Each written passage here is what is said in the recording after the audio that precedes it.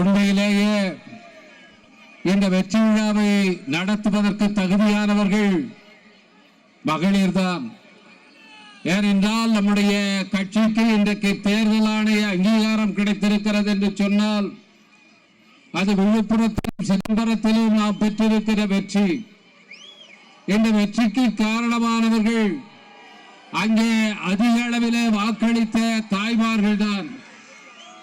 அதிலும் குறிப்பாக நம்முடைய தலைவர் எழுச்சி தமிழர் அவர்களுக்கு பல்லாயிரக்கணக்கான வாக்குகளை அளித்து அவரை 1,00,000க்கும் அதிகமான வாக்கு வித்தியாசத்திலே வெற்றி பெற செய்தவர்கள் பெண்கள் தான்.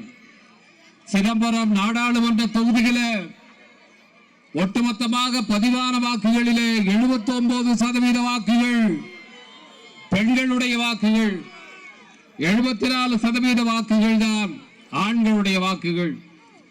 5% கூடுதலாக பெண்களுக்கே வாக்களித்து நம்முடைய தலைவர் எழுச்சி தமிழர் அவர்களை ஒரு மகத்தான வெற்றியை இன்றைக்கு தந்திருக்கிறார்கள்.